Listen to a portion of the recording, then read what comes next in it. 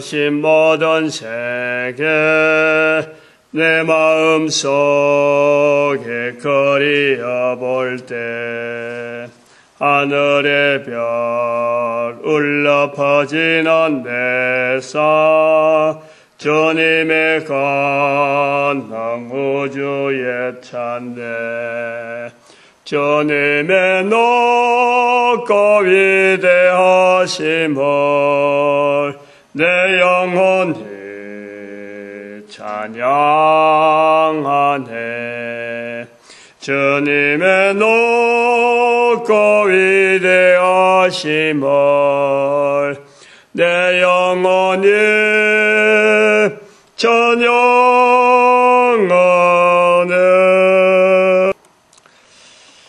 하나님 말씀 누가복음 19장입니다. 누가복음 19장 1절에서 끝절까지 말씀 교독합니다. 1절 말씀 제가 먼저 받들어 봉독드립니다. 예수께서 여리고로 들어 지나가시더라.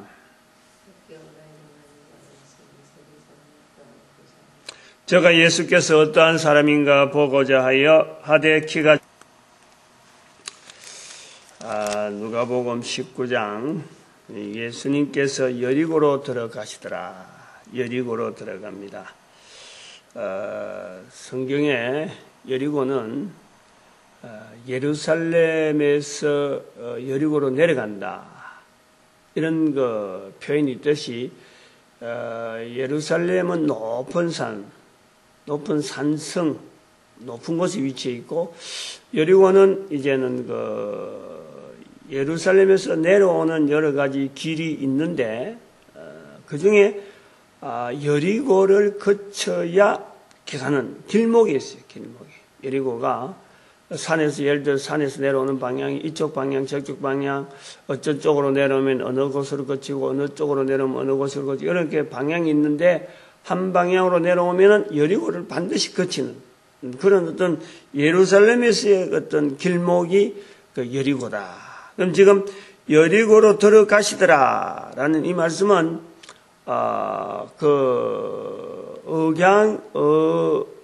우리로는 예사로 이거 한 문구로 되지만은, 이게 이스라엘의 지형을 잘 아는 사람들이라든지 또 여행을 하는 사람들, 이스라엘 유대인들 중에서 팔레스타인 지역에서 여행을 한다 그러면은 여리고로 간다 하면은 여리고에 볼 일이 있어 가는 게 아니고 여리고를 지나서 지금 가는 예루살렘으로 가는 길에 여리고라는 곳을 지나서 가는구나. 그쪽 길을 택했구나. 이렇게 되는 거예요. 여리고로 들어 지나가시더라. 아하, 이제 곧 예루살렘에 도착하겠구나. 이렇게 추정하는 곳이 여리고입니다. 누가복음 19장과 이제 연결해서 우리가 봐야 될 것이 누가복음 19장 28절에 가면은 예수님께서 이 말씀을 하시고 예루살렘을 향하여 앞서서 가시더라. 28절 여리고로 들어가시더라 1절에 그 다음에 28절에 예루살렘을 향하여 앞에서 가시더라.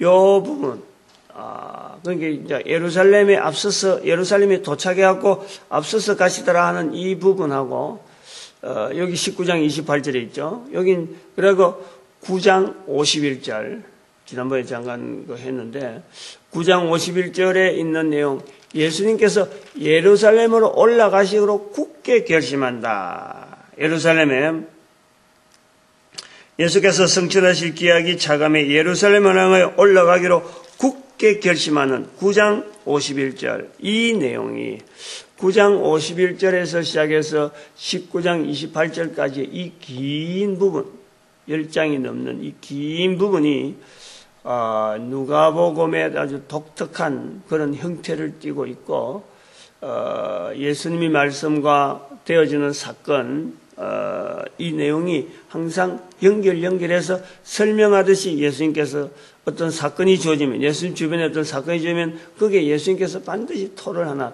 달고 설명을 하고 비유를 하고 그렇게 넘어오는 독특한 내용입니다. 마태복음에서는 천국은 마치 이러한 내용들이 그리고 예수님께서 마태복음에 표현되는 산상보훈이라 하고 있는 그 마태복음 5장, 6장, 7장 이 내용들이 누가복음에는 9장에서부터 19장 사이에 거의 다 흩어져 있어요.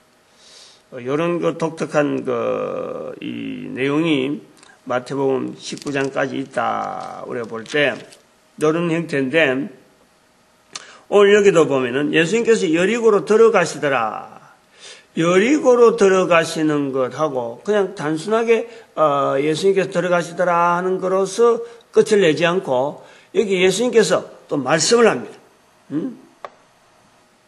11절에 보니까 저희가 이 말씀을 듣고 있을 때 비유를 더하여 말씀하시니 이는, 이게 비유를 듣고 말씀하는 내용이 지금 주변에 있는 사건하고 관계되고 또 앞으로 또 있어야 될 일하고 관계되는 이 어떤 그 예수님의 설명, 지금 이 사건, 내 주변에서 일어나는 이 사건을 어떻게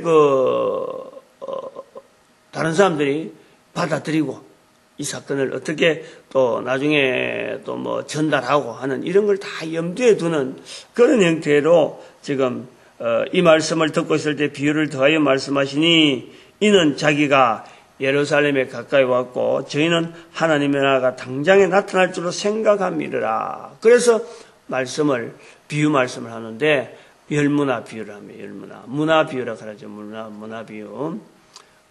한 문화 세 사람한테, 각각 세 사람한테 한 문화씩 줬는데 한 사람은 10문화 남기고 한 사람은 5문화 남기고 한 사람은 한 문화 그대로 가지고 있는 이런 내용을 하나의 비유라고 이야기를 하고 있습니다.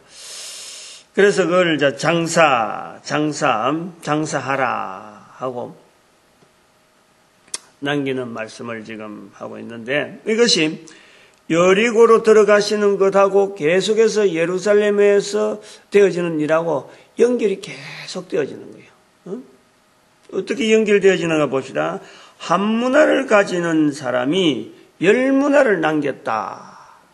그건 이 주인과의 관계에서 드러나는 분명한 계산이 분명한 거죠.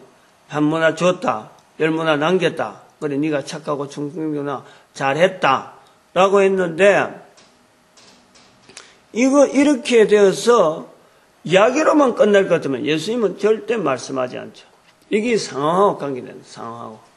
지금 현재 예수님께서 예루살렘 올라오고 여리고로 지금 들어가시고, 그러고 이 비유를 말씀하고, 그 다음에 28절에 예루살렘에 가까이 있어서 이제는 또 예루살렘에서 있어야 될 일들을 준비하고, 그리고 또 나중에 가면 성전에 가서 장사하는 사람들을 내어 쫓습니다. 장사하는 사람들. 여기 보니까 45절에 가보니까 성전에 들어가서 장사하는 자들을 내어 쫓으시며 저에게 이르시되 기록된 바 내 집은 기도하는 집이 되리라 하였거늘 너희는 강도의 구레를 만들었더라. 이 장사하고도 관계되는 거예요.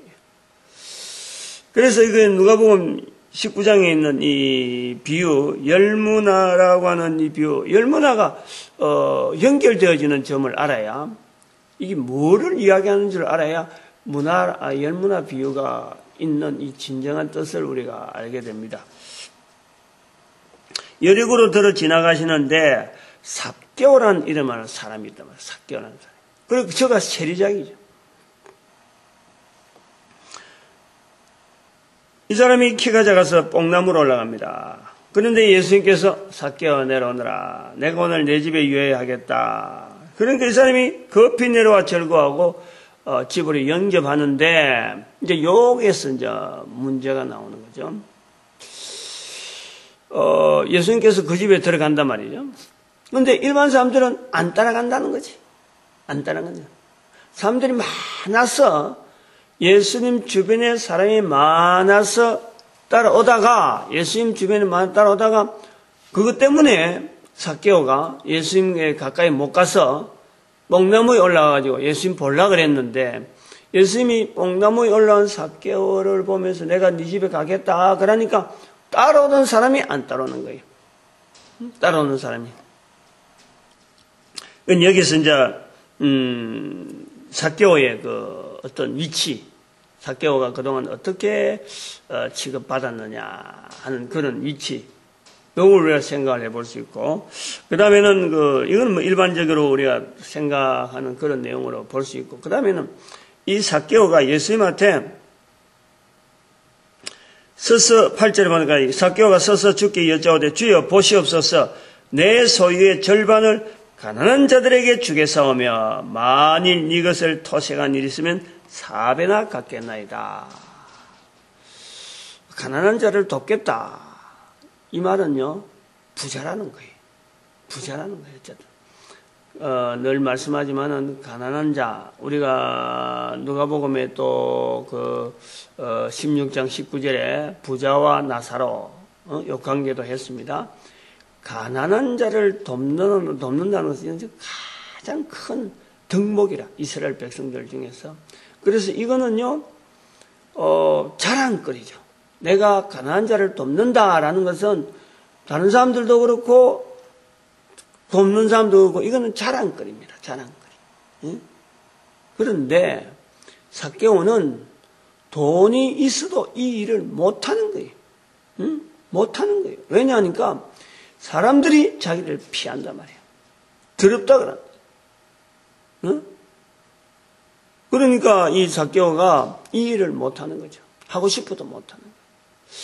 여기서 이제는 예수님 앞에서 참 나름대로 용기를 낸다 그럴까, 나름대로의 자기가 유대인으로서 유대인이라고 하는 어떤 이 형태는 뭐 그런데 세리장이 되니까 이게 죄인 취급을 받으니까 유대인으로서 행세를 못하는 것에 대해서 이게 참 어쩌면 뭐 평생 어떤 가슴 아래락 할 거예요. 이런 것이 삭개오에 있는 거죠.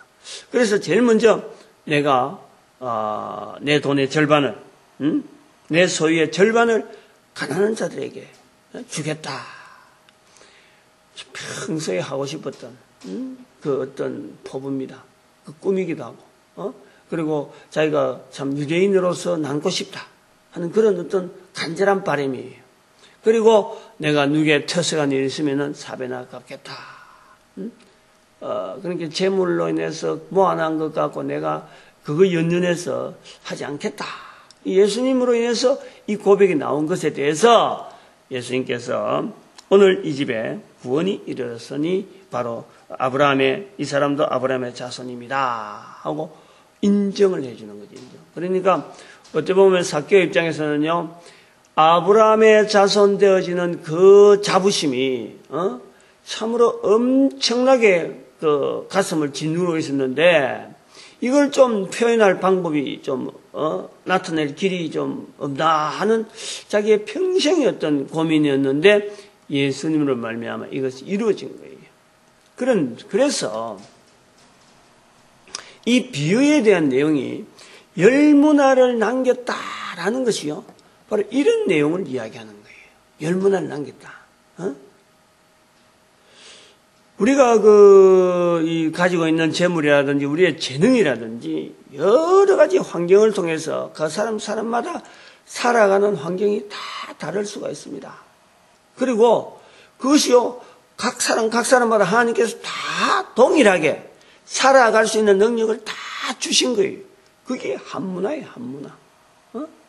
그래서 살아가면서 어떤 사람은 돈을 열심히 모을 수 있죠. 어떤 사람은 돈이 없을 수도 있어요. 가난한 사람의 모습은 있을 수가 있습니다. 어떤 사람은 부자로서 일속을 서했다는 거예요. 그러나 가난하고 부자의 이 자리가 결국에는 하나님 앞에서의 이 10문화 남기는 것에서 5문화 남기는 것에서 한 문화에 대한, 주어진 것에 대한 결산의 과정이다. 결산에 대한 자세. 내 주변에 나는 잘 살고 있는데 주변에 내 가난한 자가 있는데 이게 도대체 어떻게 되냐. 어차피 빈손 가는 거고 어차피 공평하게 주어진 건데 왜 저 사람은 가난하고 나는 부자였느냐라는 것에 대한 이런 이 인식, 이런 인식을 우리가 열문화를 받은 사람에 대해서요, 그런 자세를 가지고 우리가 베푸는 거예요. 베푸는 거예요. 그 자세라는 것은 결국은 내가 많이 가졌으니까, 내가 남들보다 나았으니까 조금 내가 뭐 구제하겠다, 이런 자세가 아니고 근본적으로 자세가 다르죠. 한문하라. 저 사람도 한문하, 지으신 하나님. 저 사람도 한문하, 저 사람도 지으신 하나님. 나도 지으신 하나님. 지으신 분에 대한 공평한 어떤 잣대가 모든 사람에게 적용되어지고, 내 주변에 가난한 자가 있다라는 것은 바로 나로 하여금 저들을 구제하게 하기 위한 하나님의 놀라운 그 어떤 자기에게 주어지는 어떤 기회, 자기 삶에 따라서 주어지는 이 참 재물에 대한 어떤 객관적인 자세라든지 공평한 자세라든지 하나님을 인정하는 자세라든지 만드신 분에 대한 자세라든지 이것을 표현할 수 있는 이런 기회예요. 이런 기회. 우리가 이 부자와 나사로라든지 16장에서도 잠깐 말씀했고, 또 이 가난한 자에 대한 이런 자세, 우리 주변에 있는 이런 모습들, 또 내가 또 가난한 자의 이 자리에 있다 하는 이런 부분에 대해서요, 우리는 성경에서 이렇게 그 가난한 자라고 하는 이 주제를 강하게 이렇게 어떤 보면 표현하려고 하는 이런 것에 대해서 실제로 내 삶에 있는 이런 모습 속에서 우리는요, 철저하게 좀 객관화시킬 필요가 있어요. 객관화시킬.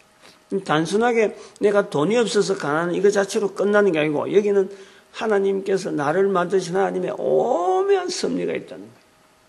오늘 마침 시편 9편에 있는 그 주제를 가난한 자라 하는 것으로 지금 잡아놨는데, 시편 9편, 누가복음 19장, 그 가난한 자의 주제, 물론 역시 여기를 따라와야 되나요? 이 내용하고 같이 가야 되나요? 이스라엘 백성들 중에서 어찌 보면은요, 참 이스라엘 백성의 사회, 왜 그것을 구제라고 하는 이 덕목을 가장 귀하게 여기느냐. 그래서 이런 것에서 이제는 재물 가진 자에 대해서 대비적으로 가난한 자, 그리고 재물, 이런 걸 우리가 표현하는 걸 볼 수 있는데, 이런 것에서 이 장사라는 것은 결국에는 어떤 살아있는 삶의 전체에 통해서 열심히 해야 되는 하나의 분야입니다. 장사라는 것은요, 사업하는 사람들 이야기를 들어보면은, 이게 대충 해갖고요, 그냥 돈이 벌어지는 것이 장사다. 이거는 어림도 없어요. 장사하는 사람은요, 이거는 정말 어찌 보면 인격이라든지 모든 그 시간이라든지 이걸 온통 쏟아야 돼요. 제가 지금 나름대로 참 국가에서 대출 받고 창업 자금 받고 목사가 돼갖고 어설프게 이건 틀림없이 되는 기라 하고는 전도지 복음하는 기라서 교회 목사가 복음해서 만들어서 복음하면 얼마나 될 기라 하고 사업자 등록 내가지고 했는데, 이것이 뜻대로 안 돼요. 내 생각대로 안 되는 거야. 이 장사라는 틀이 탁 들어가니까 이게 어려운 거예요. 얼마나 어려운지 모르겠어요. 그래서 여기에 이제 장사의 개념을 넣고 바로 성전에 들어가서 장사하는 자들을 내어 쫓으시며, 근데 이런 장사는 아까 여리고로 들어가가지고 삭개오 하는 거하고는 완전히 장사라는 개념이 다르잖아요. 예수님은 비유를 통해서 장사하라 하는 듯 하는데, 이 장사는 결국에는 자기 이속, 장사해가지고 자기의 이속, 또 여기에는 누가 걸려 있느냐면은 대제사장들과 서기관들, 그 성전 맡은 자들하고 이 결탁되어 있는 장사단 말이에요. 이 장사는 또 완전히 고리대금이라. 이거는 백성들의 피와 땀을 가만히 앉아서 그냥 돈으로 그걸 다 그냥 걷어들이고 자기들만 착보하고 있는 거예요. 부자 되어지는 장사, 바로 이 성전에서의 장사인데, 가난한 자들을 염두에 두지 아니하는, 가난한 자들을 염두에 두지 않고 자기 소유의 절반을 가난한 자들을 위해서 팔아서 참 구제하는 이런 일에 쓰려고 하는 장사가 아니기 때문에 여기 장사를 내가 쫓는다. 그래서 이 누가복음의 19장에 있는 전체를 예수님이 지금 예루살렘에 올라가면서, 예루살렘에 올라가는 것 때문에 사람들이 예루살렘이 하나님 나라의 예표란 말이에요. 그래서 예루살렘에 올라갔으니까 이제는 많은 사람들이 예루살렘에서 이제는 분명하게 왕으로서 이제는 어떤 표시를 할 거다 하고 기대를 하고 올라가는 때에 예수님께서 나타나는 이 비유, 아직까지 때가 이르지 않았다. 아직까지 예루살렘 가지고는 때가 이르지 않았다 하는 말씀으로서 먼 나라에 갔다. 왕이 기인이 왕이 되려고 먼 나라에 갔다 하는 것이 바로 예루살렘으로서는 완전한 왕을 나타낼 수가 없다. 그러나 예루살렘은 분명히 또한 관계는 있다.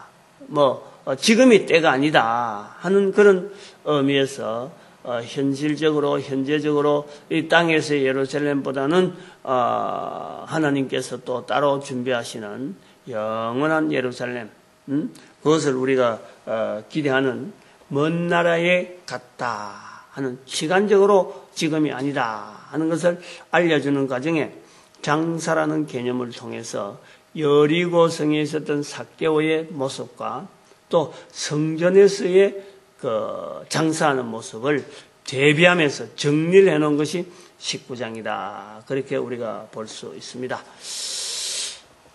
쩔쩔매고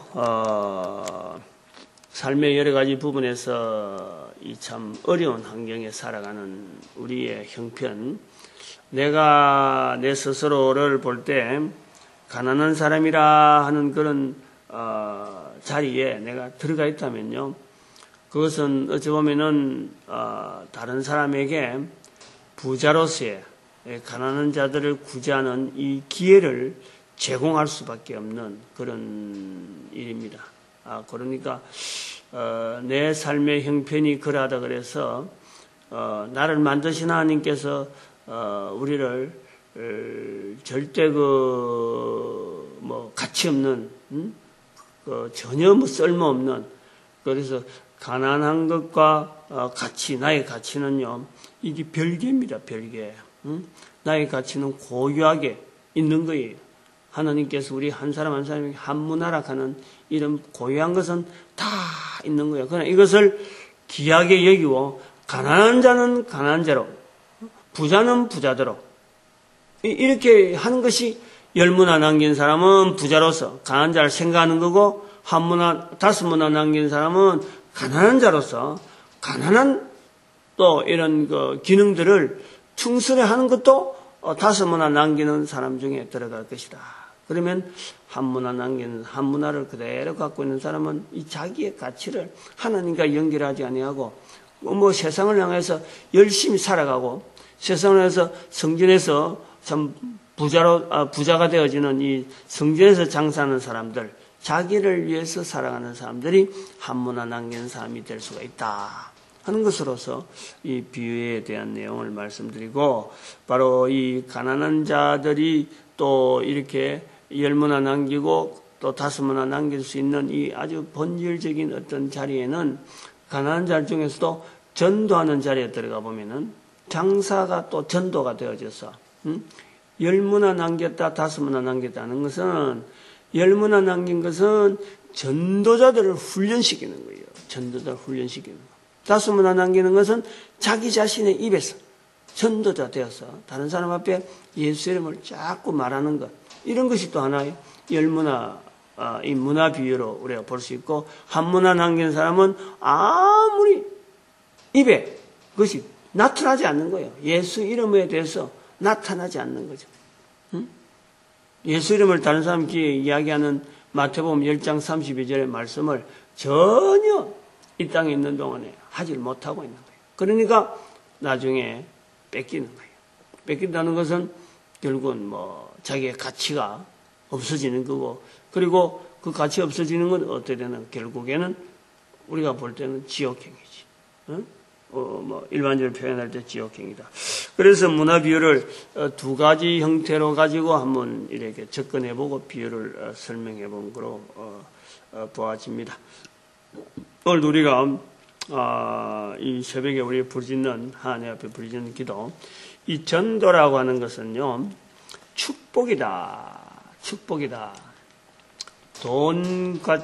돈도 가난한 자의 모습을 일부러 가난한 자 되어지려고 하지는 않았겠지만은, 가난한 속에서도 자기의 가치, 하나님께서 자기의 주어진 가치를 깨닫는 이것도요, 어마어마한 축복이에요.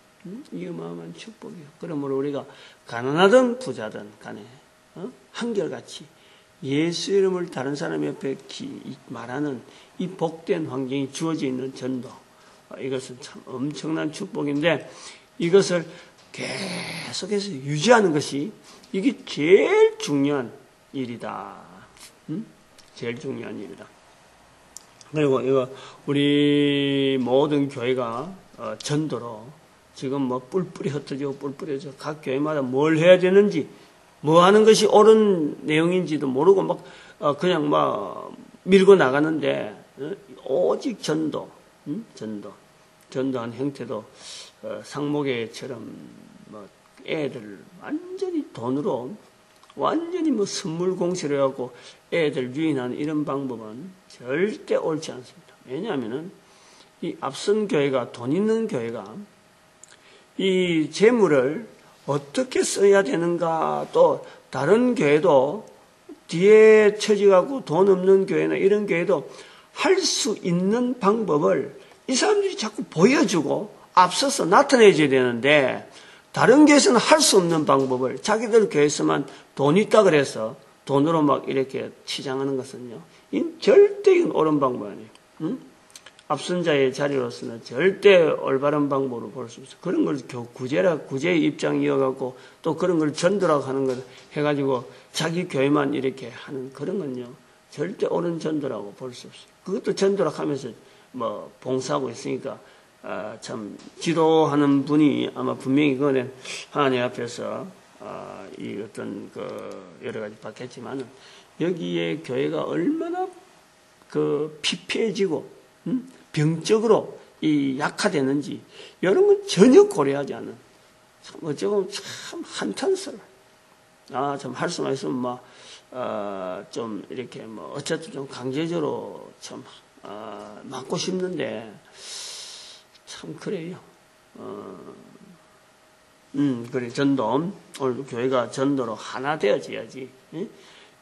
다들 전도한다고 해서 똑같은 내용이 아니니까 하나 되어지면서 전도하는 그런 교회. 그리고 우리 민족이 하나님 앞에서 참 온 세계 70억의 인구를 향해서 하나님께서 이 땅을 창조하고 만들어 주신 것은 참 도구로서 저들에게 알리는 이 복된 민족, 선교하는 국가 되어지기를 오늘도 주의 삼창하고 부르짖길 바랍니다. 주여!